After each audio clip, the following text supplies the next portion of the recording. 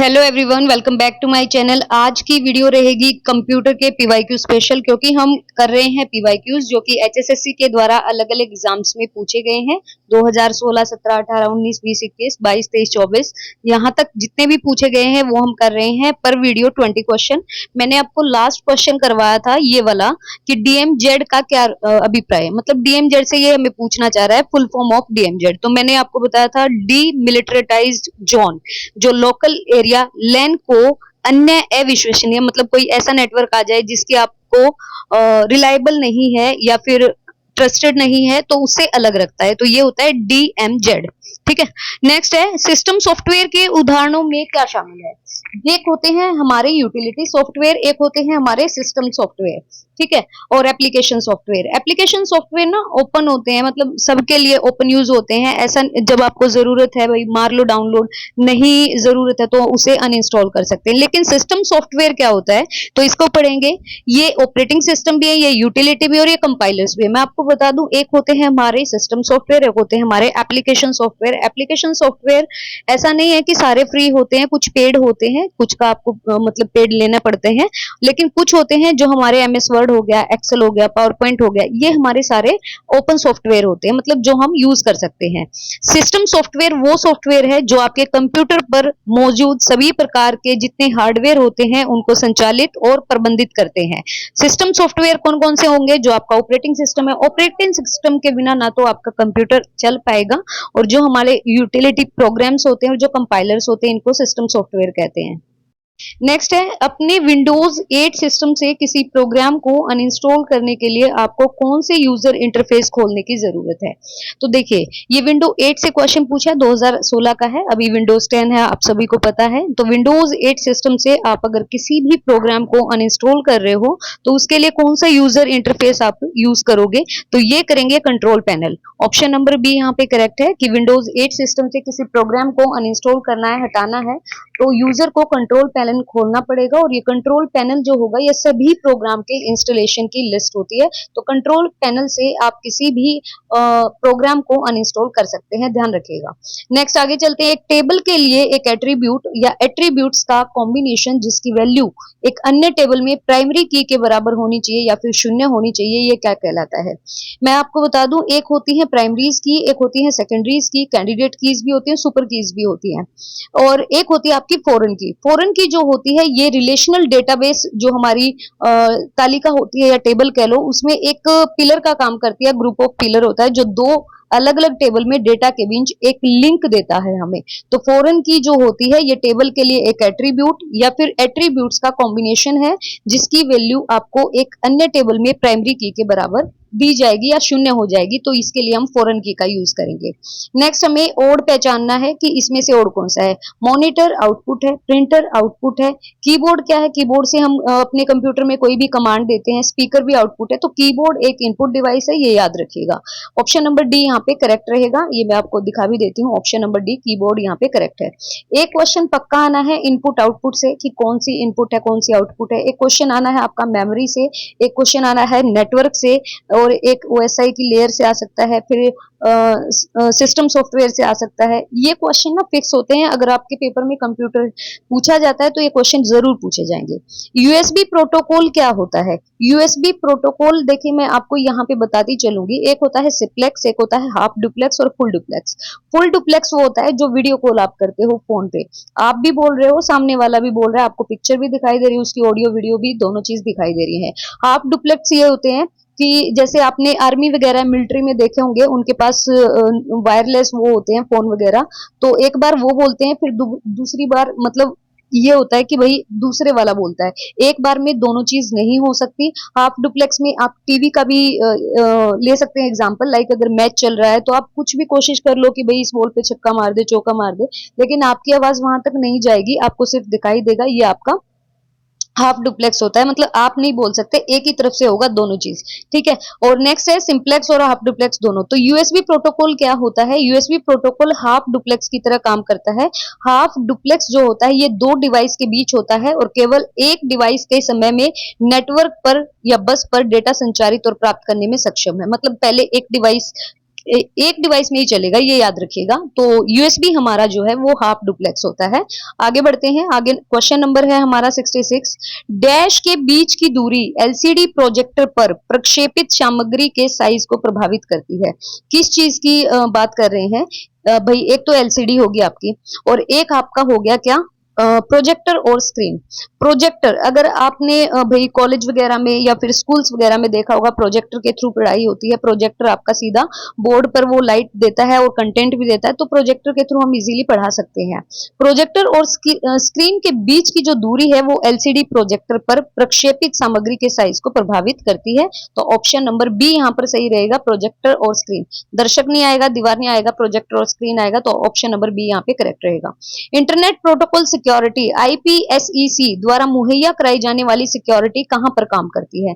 ये आ गया ना ओएसआई लेयर का क्वेश्चन। टोटल 7 लेयर्स होती हैं आपकी। फिजिकल लेयर हो गई, नेटवर्क लेयर हो गई, डाटा लिंक लेयर हो गई, ट्रांसपोर्ट लेयर हो गई, फिर आपकी ये ऐसे होती हैं भाई, सेशन लेयर हो गई। तो ये आपको पता होना चाहिए। मैंने सुबह वाली वीडियो में भी बोला था कि सातों के सातों लेयर आपको पता होना चाहिए। ऑप्शन नंबर बी यहाँ नेटवर्क लेयर बिल्कुल सही रहेगा। इसमें क्या बोला है कि जो इंटरनेट प्रोटोकॉल सिक्योरिटी है, आईपीएसईसी मतलब इंटरनेट प्रोटोकॉल सिक्योरिटी, इसके द्वारा मुहैया कराई जाने वाली एक सिक्योरिटी नेटवर्क लेयर पर काम करती है।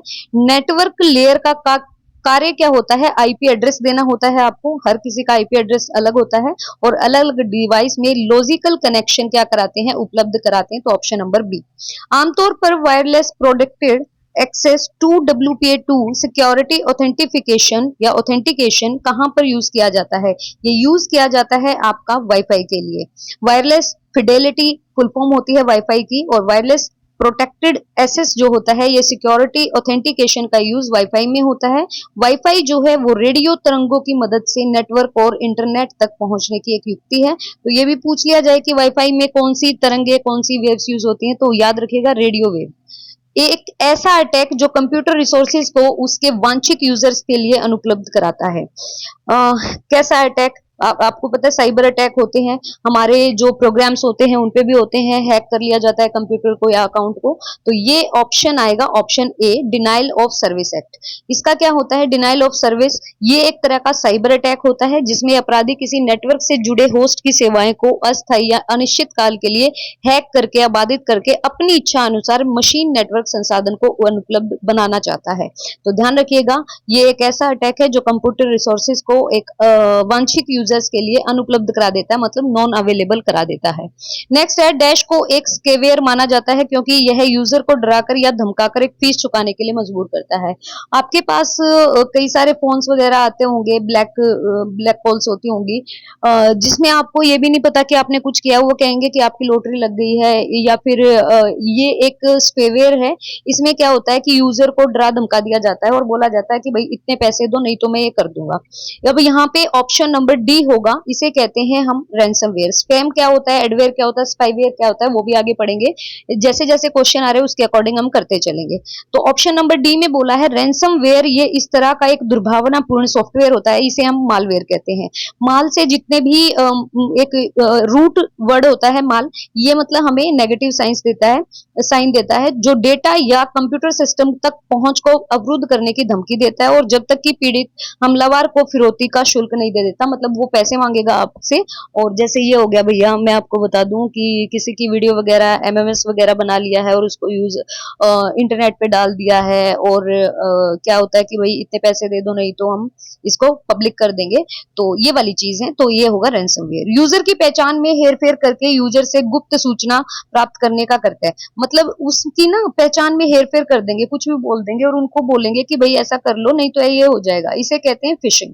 फिशिंग धोखाधड़ी क्या होता है? ये एक संचार भेजने की प्रथा है, और जो एक मतलब वैलिड और एक रेप्यूटेड जो सोर्स होता है उससे आगे प्रतीत होते हैं। आमतौर पर हमलावर जो अटैक होते हैं वो ईमेल और टेक्स्ट मैसेजिंग के थ्रू ही होते हैं। तो ये होगा फिशिंग धोखाधड़ी। ऑप्शन नंबर सी यहाँ पे करेक्ट है। सी प्लस प्लस में डैश वह सिंटेक्स है जो एक वस्तु के डेटा मेंबर को एक्सेस करने के लिए दिया जाता है। कौन सा सिंटेक्स है भैया? ये है हमारा ऑप्शन नंबर डी, ये ऑब्जेक्ट डॉट डेटा मेंबर। ऐसे आपको ये एक सिंटेक्स दिया जाएगा लिखा हुआ एक वस्तु के डेटा मेंबर को एक्सेस करने के लिए कि भाई आप एक्सेस कर सकते हो, तो ऑप्शन नंबर डी यहाँ पे करेक्ट रहेगा। सी प्लस प्लस की बात हो रही है, ऑब्जेक्ट डॉट डेटा मेंबर। जावा में बाइट डाटा टाइप की रेंज क्या है? जावा जो लैंग्वेज है, जैसे पाइथन लैंग्वेज होती है, हाई लेवल लैंग्वेज होती है ये, और इसमें बाइट डेटा टाइप की रेंज क्या होती है? इसमें रेंज होती है 128 से 127। ये पूछा क्या है देखिए, जावा बाइट का जो आकार होता है वो कंप्यूटर मेमोरी में मौजूद बाइट के ही बराबर होता है और 8 बिट की होती है। इसमें -128 से 127 तक के मान होते हैं, तो ध्यान रखिएगा माइनस जरूर आना चाहिए, यहाँ पे इन्होंने भी मेंशन किया है। इनमें से कौन सा कंप्यूटर पेरिफेरल नहीं है? पेरिफेरल डिवाइसेस मैंने आपको बताई थी, जिसको हम अपने मॉनिटर के साथ ऐड करके या अटैच करके उनको यूज करते हैं। तो पेरिफेरल डिवाइस एक ऐसा उपकरण होता है जिससे कंप्यूटर को जोड़ा जाता है। मदरबोर्ड जो है वो पेरिफेरल डिवाइस में नहीं आता। बाकी देखो, आप टेप ड्राइव का यूज कर सकते हो, माइक्रोफोन का यूज कर सकते हो, लाइट पेन भी यूज कर सकते हो, जैसे स्क्रीन पर आजकल पढ़ाया जा रहा है, तो वो सारे हमारे पेरिफेरल हैं, लेकिन मदरबोर्ड हमारा पेरिफेरल नहीं है। वह टेम्पोरेरी मेमोरी कौन सी है जो एक प्रोसेसर को हाई स्पीड डेटा एक्सेस मुहैया कराती है? ये ध्यान रखिएगा, बोला क्या है? High speed data. तो आपको पता है कि कैशे मेमोरी एक हाई स्पीड डेटा की मेमोरी होती है, उच्च गति की मेमोरी होती है, जो कंप्यूटर का जो प्रोसेस है और जो मेन मेमोरी है उस रैम के बीच स्थित होती है। ध्यान रखिएगा, कैशे मेमोरी का जो इन्होंने प्लेस कहा है वो प्रोसेसर और जो हमारी मेन मेमोरी है रैम उसके बीच में होगा। इसका मेन पर्पस क्या होता है? इसका मेन पर्पस है जो हमारे डेटा है या जो इंस्ट्रक्शंस हैं उनको तेजी से प्रोसेसर तक पहुंचाना होता है, जिससे कंप्यूटर की प्रदर्शन क्षमता में सुधार हो सके। तो कैशे मेमोरी हो गई, रजिस्टर हो गई, ये सारे हमारे हाई स्पीड मेमोरी के पार्ट होते हैं। इनमें से कौन सा कंप्यूटर मॉनिटर के लिए इमेज जनरेट करता है?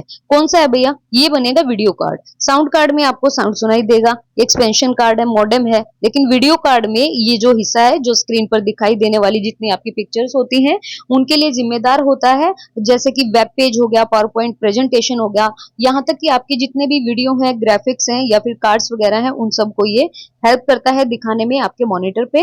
और जितना अधिक शक्तिशाली होगा उतने ही अधिक फ्रेम प्रति सेकंड उच्च मतलब हाई रेजोल्यूशन पर देखे जा सकते हैं। नेक्स्ट है हमारा, निम्न में से एक ताकतवर पासवर्ड कौन सा है? ये क्वेश्चन बहुत बार आता है। तो देखो, अगर आप ईमेल बनाई हो, जीमेल बनाई हो अगर आपने अपनी, या फिर कोई भी कहीं पे आप साइन इन कर रहे हो या लॉग इन कर रहे हो या रजिस्ट्रेशन कर रहे हो, तो वहां पर ना कहेगा कि एक स्ट्रॉन्ग पासवर्ड यूज करो ताकि दूसरा बंदा आपका पासवर्ड यूज ना कर सके। तो देखिए, यहाँ पर ये इजी है, यहाँ पर सिर्फ 88 लिखा है, भाई किसी को भी पता चल सकता है, यहाँ पे भी है, लेकिन एक आपका सिंबल भी होता है, न्यूमेरिक वर्ड भी होता है, अल्फाबेट भी होता है।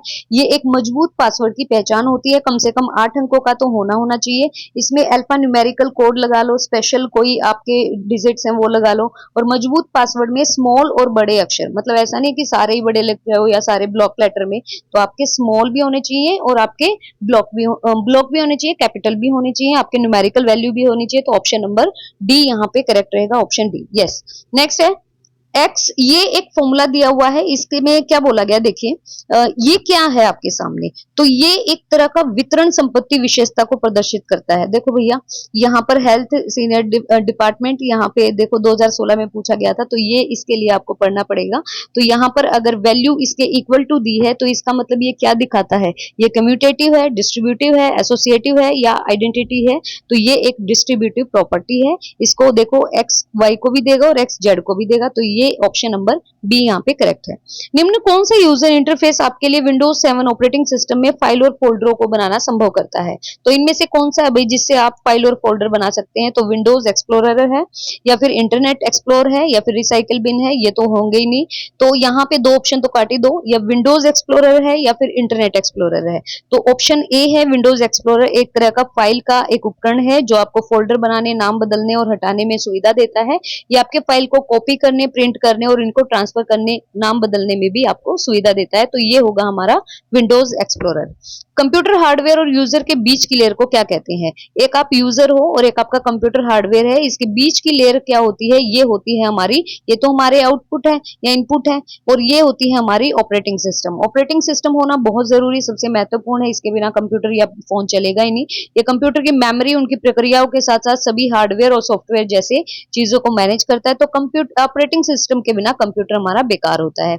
नेक्स्ट करेंगे हम 81 से क्वेश्चन। अभी आप 20-20 क्वेश्चन लेके चलो, जैसे जैसे हम भाई यहाँ पे क्वेश्चंस की जो पैटर्न है किस तरह का है, तो काफी टफ क्वेश्चन पूछे गए हैं। इनको आराम आराम से एक दो बार रिवाइज करो ताकि ये आपको याद हो जाए। और आपने थ्योरी पढ़ ली है तो बहुत अच्छी बात है, अगर आपने थ्योरी नहीं की है तो पीवाईक्यूज तो करने पड़ेंगे। और कोई चीज समझ में नहीं आ रही, लाइक अगर आपने ऑपरेटिंग सिस्टम यहाँ पे समझ नहीं आ रहा, तो उस टॉपिक को एक बार गूगल से सर्च करके या कहीं ऑथेंटिक चीजों से बुक से एक बार उसको पढ़ लो अच्छे से। सो वीडियो पसंद आए तो please like and share and please subscribe the channel. Thank you.